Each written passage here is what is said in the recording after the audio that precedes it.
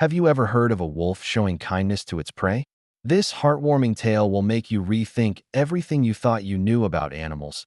If this story touches your heart, hit that subscribe button and turn on notifications so you never miss our weekly inspiring animal stories. Share in the comments what moved you most and let us know where you're watching from.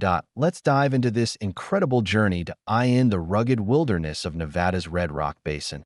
An extraordinary event unfolded, one that would challenge everything scientists thought they knew about nature. It began on a chilly spring morning after a violent thunderstorm had swept through the region. The golden light of dawn washed over the terrain, revealing a heartbreaking scene that a tiny Mustang Foal, no more than 3 weeks old, lay trembling in a rocky ravine. Separated from his herd during the storm, the fragile foal, his chestnut coat marked by a striking white blaze, was badly injured. A deep gash on his leg bled steadily, the result of a fall down the steep rocks. Without his mother's milk or protection, his chances of survival were almost non-existent. His breaths were shallow, and every attempt to stand ended in collapse. Miles away, a lone female wolf named Luna roamed the basin. Her sleek, silver-gray coat shimmered under the sunlight, earning her the nickname Moonlight from the wildlife researchers tracking her movements.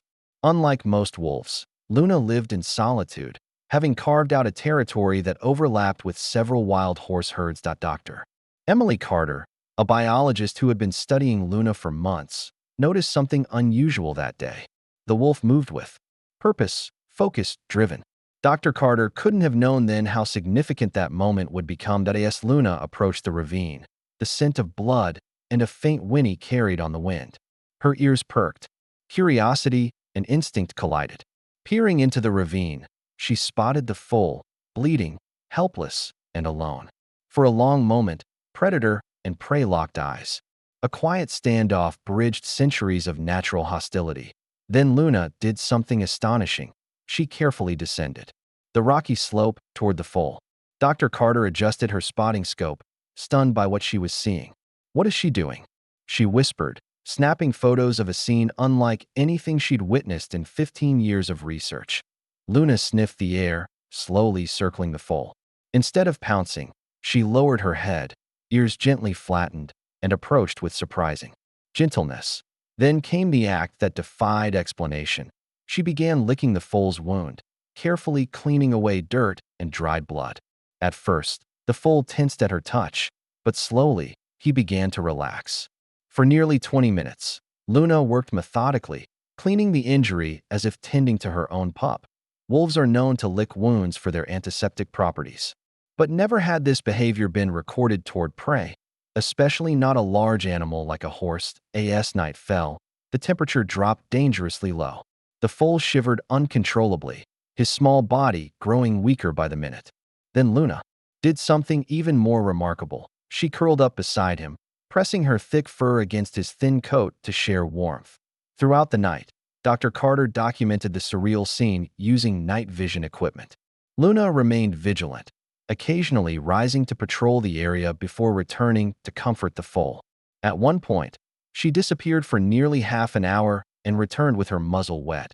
She had found water nearby. By morning, when Dr. Carter checked on them again, the two were still together, a bond that defied natural order.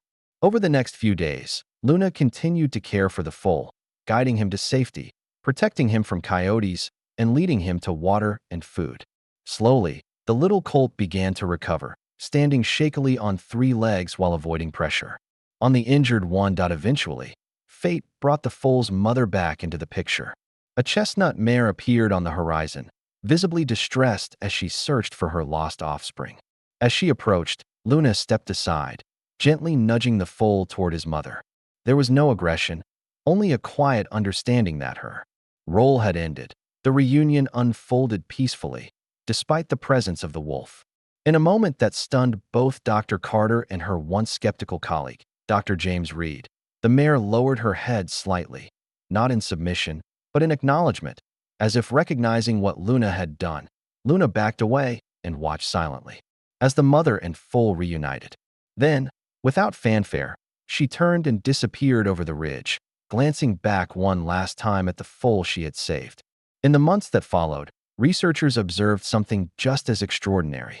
Though fully healed and thriving under his mother's care, the young stallion, now nicknamed Blaze for his distinctive white marking, still appeared to recognize Luna whenever their paths crossed.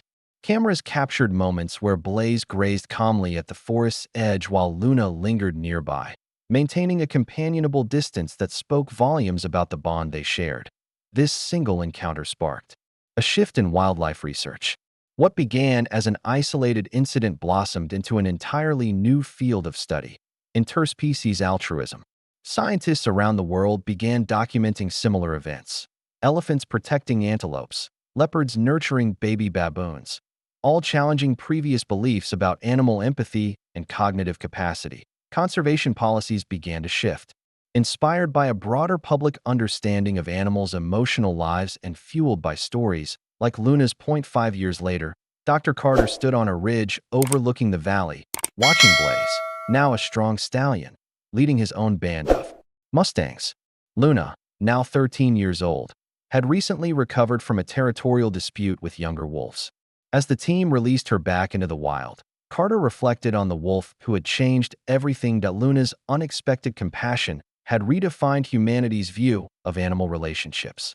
She proved that some creatures are capable of choices, driven not just by instinct, but by empathy. As Blaze caught Luna's scent, he paused mid-graze and let out a soft whinny that echoed through the valley. Was it recognition? Science may never be able to say for certain, but Carter believed it. Didn't matter. What mattered was the lesson Luna had left behind: that compassion transcends boundaries, species, culture, or belief.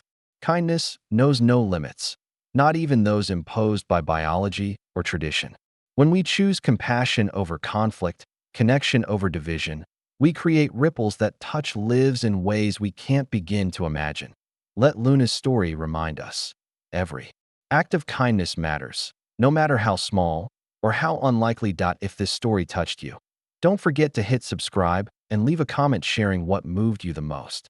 Share this video with friends. It might inspire them too. Thank you.